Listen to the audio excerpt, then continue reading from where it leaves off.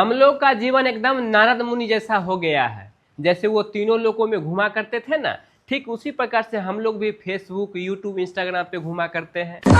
पूरे दिन में 1 घंटा इंस्टाग्राम चला लेते हैं, 2 घंटा फेसबुक चला लेते हैं, 3 घंटा यूट्यूब, बस पूरा दिन खत्म। एक पत्नी साहिबा अपने पति से पूछी कि आप मुझसे सच में प्यार करते हैं? तो पति बोले एकदम शाहजहां के तरह। तो पत्नी बोली अच्छा, इसका मतलब मेरे भी मरने के बाद आप ताजमहल बनवाओगे? तो पति बोले अरे मैं तो जमीन भी खरीद चुका हूँ, लेट तुम ही कर रही हो पगली। कपिल सर, एक मरीज डॉक्टर साहब के पास गया और बोला आप मुझे लंबी उम्र करने वाले दवाइयाँ दीजिए। तो डॉक्टर साहब बोले शादी कर लो। तो मरीज बोला क्या इससे मेरा उम्र लंबा हो जाएगा?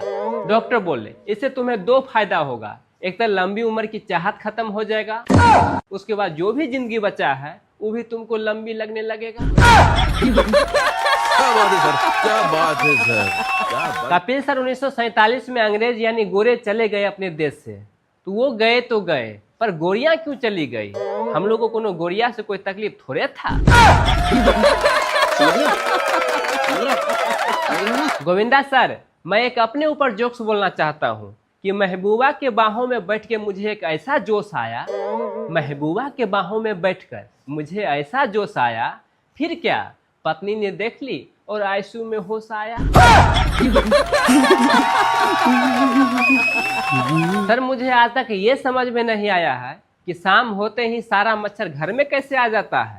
ऐसा लगता है कि भर दिन जॉब में रहता है और शाम 6 बजे इसको छुट्टी होते ही आ जाता है।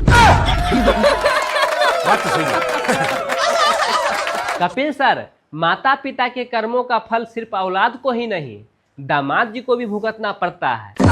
मतलब आप समझ रहे हैं ना? कपिल सर, अपने देश में मास्टर जी भी हड़ताल करते हैं, मजदूर भी हड़ताल करते हैं, डॉक्टर साहब भी हड़ताल करते हैं, लेकिन सबसे लंबी हड़ताल डॉक्टर साहब का ही चलता है। मुझे लगता है कि उनकी मांग का लिखावट कोई समझ ही नहीं पाता है कि वो क्या मांग रहे हैं। कपिल सर, आजकल अपने देश में ठग बाबा बहुत ही घूम रहे हैं।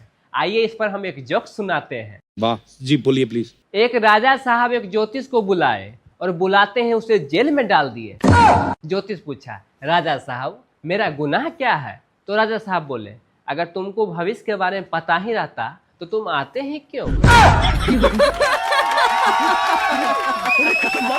कपिल सर, एक आदमी के दरवाजे पे भिखारी आया तो घर से पति पत्नी दोनों साथ में निकला। भिखारी देखते ही बोला साहब कुछ पैसे दे दीजिए। तो पति अपने जेब से पर्स निकाला। इतना ही देर में भिखारी बोल डाला कि आप दोनों का जोड़ी 7 जन्मों तक रहे। पति गुस्सा से पर्स जेब में रख लिया। भिखारी बड़ा टैलेंटेड था। भिखारी बोला कि भगवान करे आपका ये 7वां जन्म हो। पति खुशी से पूरा पर्स ही दे दिया। एक बार हाथ ने पैरों से पूछा कि सब तुम्हें ही क्यों प्रणाम करते हैं? तो पैर ने बड़ा शानदार जवाब दिया देखो भैया, इसके लिए जमीन पर रहना पड़ता है, हवा में नहीं। बात तो सही है। कपिल सर, पत्नी और सूर्य दोनों एक समान होते हैं। आप कभी भी इसे घूर के नहीं देख सकते हैं। जी सर, मैं ट्राई किया हूँ। कपिल सर, आज तक मुझे एक बात समझ में नहीं आया है कि कोई चीज साफ करना होता है तो गंदा कपड़ा और फटे पुराने से ही क्यों साफ करते हैं? बात तो सही है। गोविंदा सर, सास बहू में जोरदार झगड़ा हो गया तो सास बोली बहू से आने दो मेरे बेटे को, आज मैं उसे बैठ के समझाती हूँ। तो बहू बोली ठीक है सासू माँ, आप बैठ के समझा लेना, मैं लेट के मना लूंगी। कपिल सर, मेरा मानना है कि दुनिया में हर व्यक्ति सुंदर होता है, कोई अंदर से तो कोई बाहर से, कोई ओप्पो से तो कोई वीवो से, या कोई फिल्टर से। सर 2019 में कोरोना आया था तो उस समय का मुझे एक बात याद आता है कि अच्छा हुआ जो कोरोना खांसने और छींकने से फैलता था, कहीं अगर पादने से फैलता तो पूरा दुनिया ही निपट जाता। एक बार गुरुजी मुझसे पूछे कि नीचे अगर पैसा और अकल तुमको दिखाई दे तो तुम क्या चुनोगे? तो मैंने कहा पैसा। तो गुरुजी बोले एकदम गलत, अगर मैं रहता तुम्हारे जगह तो मैं अकल चुनता। तो मैंने कहा गुरुजी आप एकदम सही बोल रहे हैं, जिस इंसान को जिस चीज का कमी रहता है वो वही चुनता है। मेरे करतूतों को देखते हुए घर वालों ने कहा कि रामायण से कुछ सीखो। मैंने कुंभकर्ण को अपना गुरु मान लिया। कसम से हर सुबह जूता खाता हूँ। सर अपना देश ही बड़ा गजब का है। अपने यहाँ गेहूं नहीं आटा पिसवाते हैं, दूध नहीं दही जमाते हैं, और तो और घर में पानी नहीं नल आता है। बात तो सही है।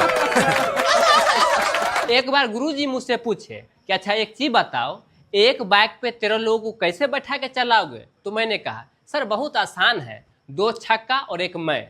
तब से गुरुजी कोमा में है। कपिल सर मच्छर के ऊपर मैं एक शायरी सुनाना चाहता हूँ। मच्छर ने मुझे काटा ये उसका जुनून था, मैंने खुजाया ये मेरा सुकून था, मैं चाहकर भी उसे मार नहीं पाया क्योंकि उसके रगों में मेरा ही खून था। पहले वो मेरी गर्लफ्रेंड थी, मैं बोलता था और वो सुनती थी। फिर मेरी मंगेतर बनी, वो बोलती थी और मैं सुनता था। फिर हम दोनों का शादी हो गया, अब हम दोनों बोलते हैं पूरा मोहल्ला सुनता है। पति पत्नी को कहीं घूमने जाना था, पत्नी घर में सज धज रही थी, पति बेचारा घर से बाहर था। पूछ रहा था ये जी कितना देर और लगाओगी? तो पत्नी बोली तुमको समझ में नहीं आ रहा है, 5 मिनट में तैयार होके आ रही हूँ, मैं 1 घंटा से चिल्ला रही हूँ। ये है कपिल सर पत्नी की दादागिरी।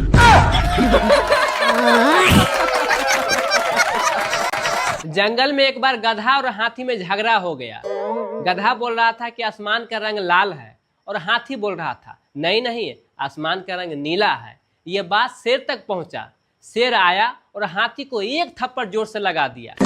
हाथी बोला महाराज हमसे क्या गलती हुई? तो शेर बोला जब तुम जानता है कि ये गधा है फिर इसको समझा क्यों रहा है? सर यही बात आजकल अपने देश में कुछ लोगों के साथ हो रहा है, इसीलिए अपना ज्ञान अपने पास ही रखना चाहिए। बात तो सही है। आज मैंने एक साधु बाबा से बोला बाबा मुझे कष्ट दो, तकलीफ दो, दुनिया के सारा गम मुझे दे दो। तो बाबा ने कहा बेटा इतना चीज क्यों मांग रहा है, तुम जाओ और शादी कर लो। तो मैंने कहा बाबा दुख तकलीफ को शादी से क्या कनेक्शन है? तो बाबा ने कहा अरे बेटा जाओ ना, मैं वैसे थोड़े साधु बन गया हूँ, सब समझ में आएगा शादी के बाद। समझ रहे हो? समझ रहे हो? समझ रहे हो ना? कपिल सर आज मेरी बीबी मुझसे बोली सुनिए जी शाम को ऑफिस से जरा सवेरे आ जाना, हम लोग मूवी देखने के लिए जाएंगे। तो मैंने कहा डार्लिंग थोड़ा लेट हो सकता है। तो उसने कही देखिए मैं साफ साफ कह दे रही हूँ, अगर सवेरे आ जाइएगा तो बीजेपी की चुनाव चिन्ह से स्वागत करूंगी, अगर थोड़ा लेट से आइएगा तो कांग्रेस के चुनाव चिन्ह से स्वागत करूंगी, अगर ज्यादा लेट से आइएगा तो दरवाजा पर ही आम आदमी का चुनाव चिन्ह रखा रहेगा। गोविंदा सर अगर किसी व्यक्ति को एक औरत पसंद करती है इसका मतलब वो बेचारा पति है, अगर पूरे गांव की औरत पसंद करती है उसे तो इसका मतलब वो लीडर है, अगर पूरे शहर की औरत पसंद करती है तो वो पानी पूरी वाला है।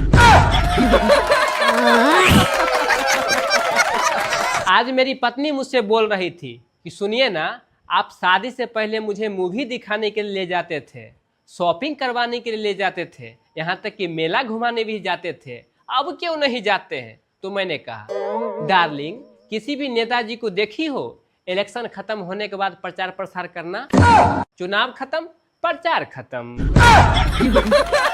बात तो सही है। कपिल सर कांटों भरे रास्ते में कौन साथ देगा आपको? पत्नी, भाई बहन, पापा मम्मी, कोई दोस्त? नहीं सर कोई साथ नहीं देता है, सिर्फ एक चप्पल साथ देता है।